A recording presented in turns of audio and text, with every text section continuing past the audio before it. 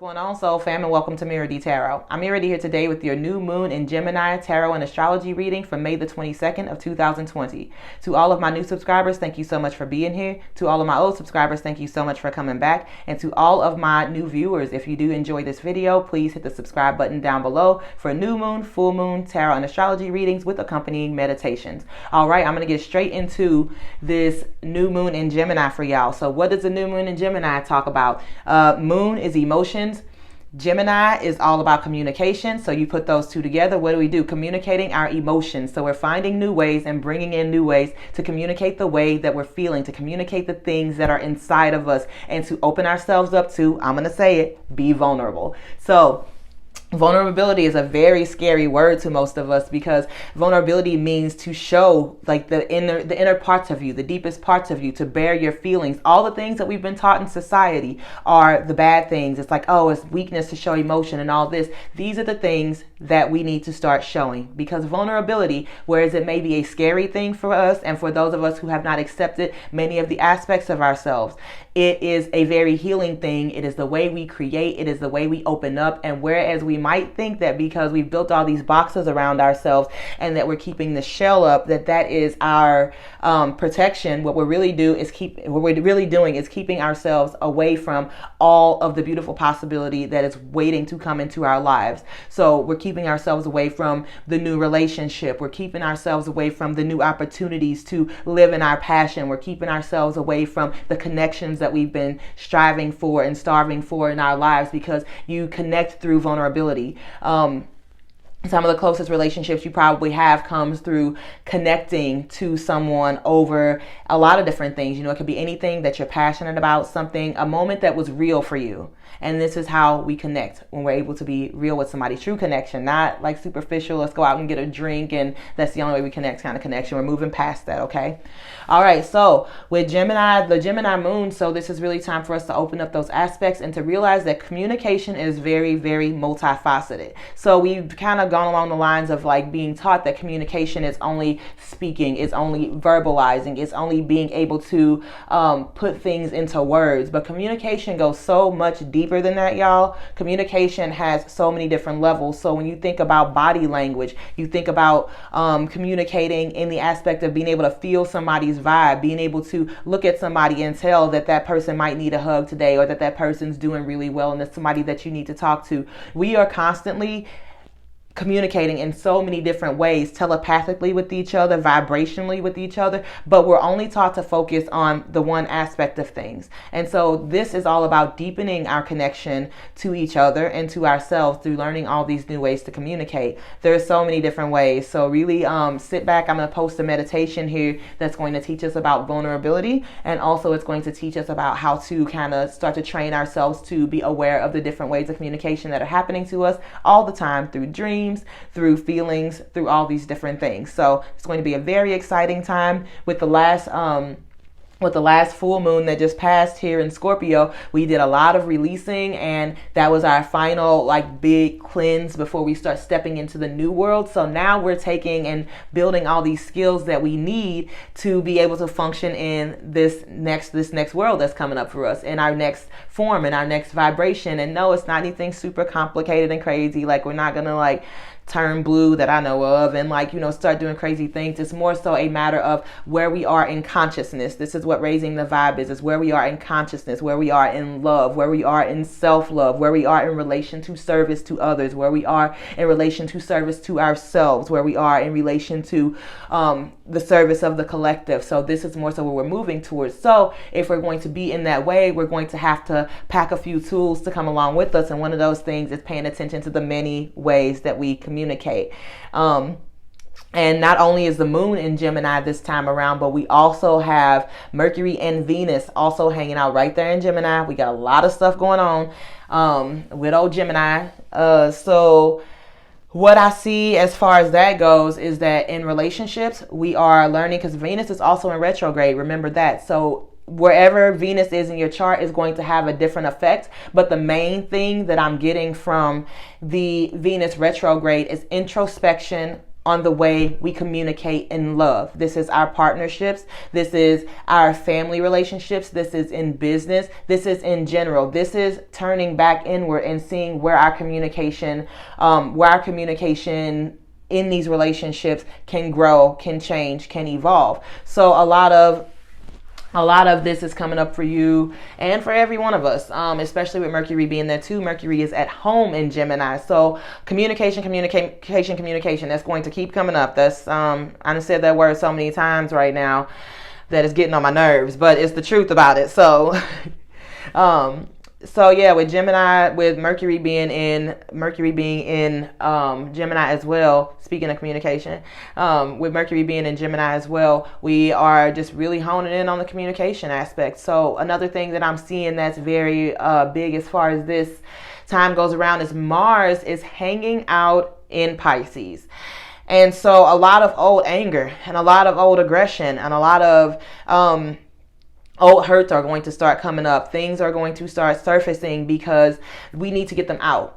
And it's a thing that when we don't get things out, we don't verbalize them, we don't communicate them to other people, we're not able to clear that energy. It gets stuck within ourselves. It gets stuck within our bodies, and it keeps resurfacing and keeps resurfacing. So Mars is here to come in like a wrecking ball and break all this down. It's coming to bring this all up right in your face and everything. And the thing is, don't hold it back down unless you want to go through this again. You have to express yourself. You have to allow yourself to be angry. You have to allow yourself to express that anger. You have to allow yourself to express that hurt, to express that pain. And we're going to do so not in a violent way, but in a way that is healthy in transforming that energy, letting that person know how they hurt you, accepting that that's a way that you feel right now, letting yourself be angry, letting yourself feel how to let this fuel change you and push you into your next evolution. Because the thing is that when we have anger, we're taught that, like, as spiritual people, as high vibing people, as conscious people, we're not supposed to experience these other emotions like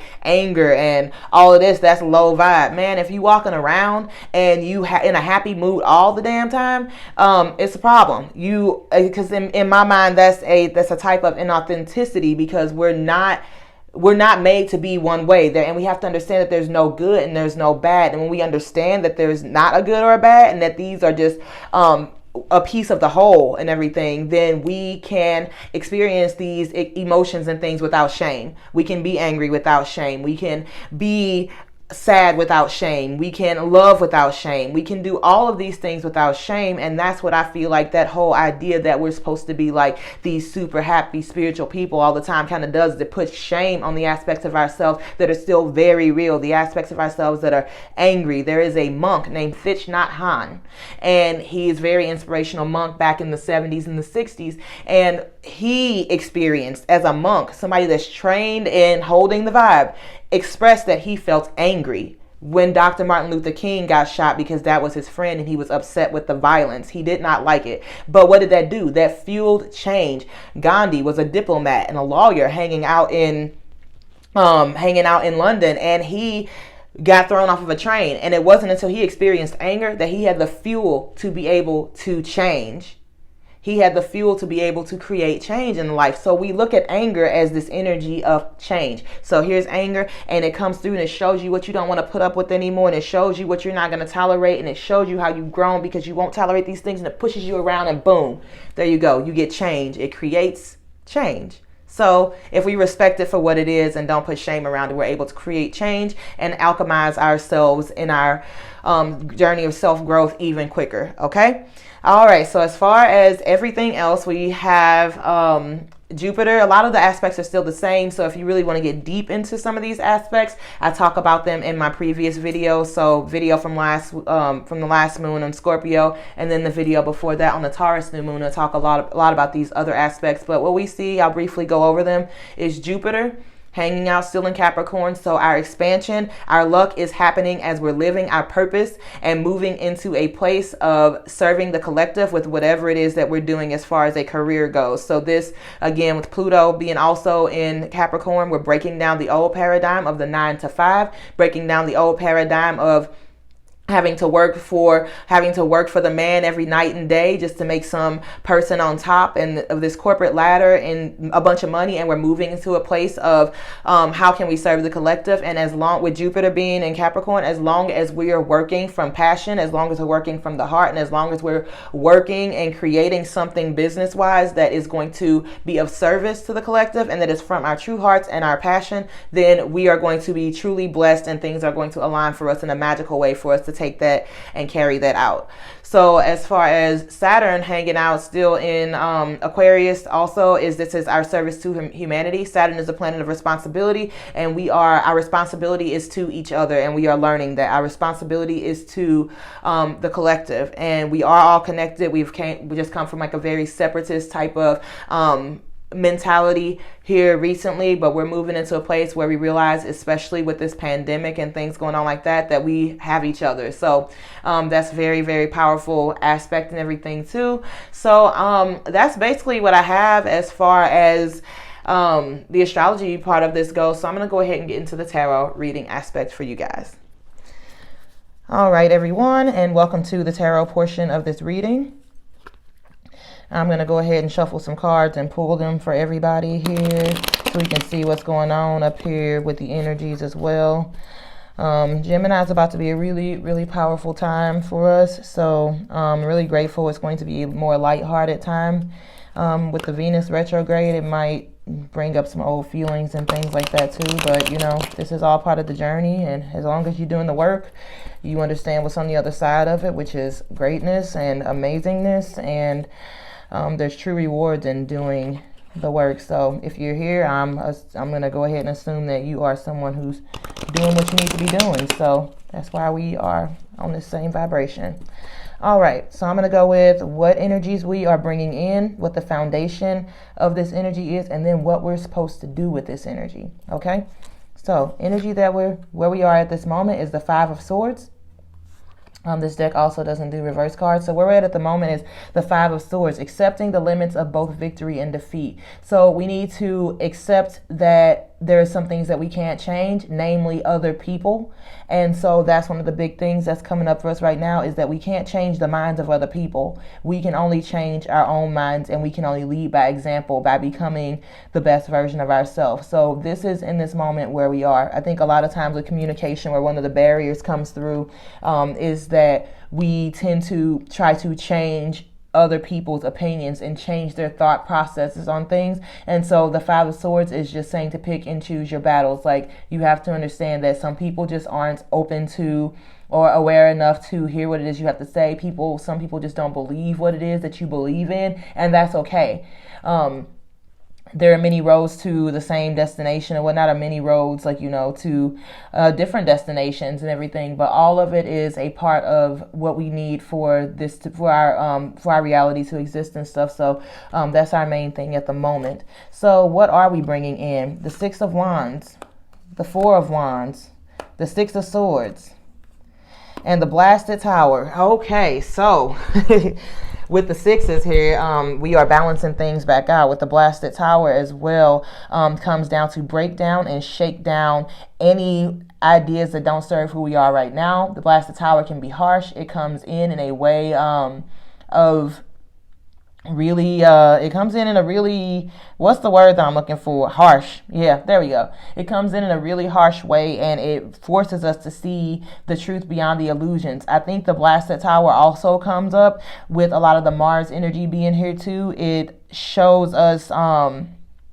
think it shows us a lot of the aggression that's flaring up within our minds, within ourselves, and how this aggression and this anger is here to create change. And it might be something that's completely something that you don't even want, something very unexpected, but it's here to bring balance. Because with the Six of Wands, the Six of Swords, and the Four of Wands, we see a lot of fire here. So fire is all about burning things down, bringing things up, taking action, creativity, change, transformation. So that's what we're getting a lot of here. With the sixes being here, that's all about restoring balance and finally getting over the hump. And the fours are all about our foundation. So what we're bringing in is a whole new mindset, a whole new way to be able to see the world, a whole new way of bringing in balance and new foundations for what we are to become, because these things are going to be very necessary for where we are going in the future.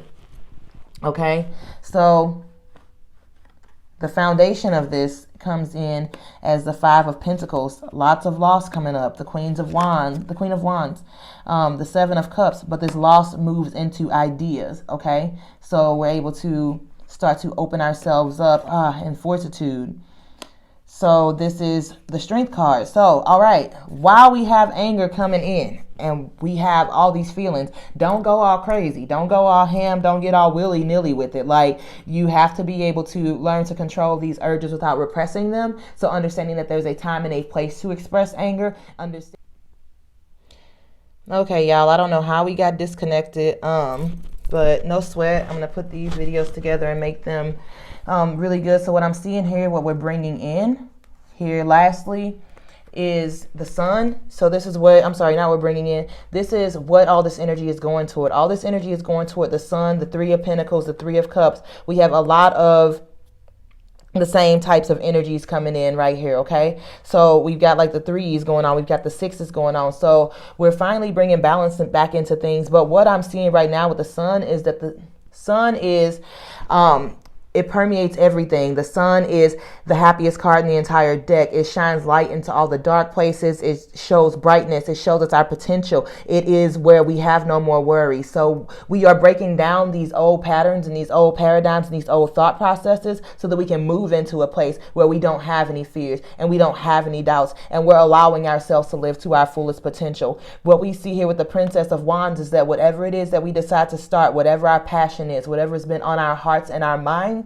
is in a place now where it might start off small. So between the new moon and the full moon, we're going to go ahead and start whatever it is that's been on our hearts and our minds.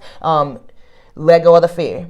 We're going to start whatever it is, because this little thing that we're starting is going to grow into something so big and so substantial that you can't even see it yet. Like, you have no idea. It's going to have such a huge impact on not just yourselves, but on a lot of different people and a lot of different things. So we have the Three of Pentacles and the Three of Cups here as well. So this is initial completion.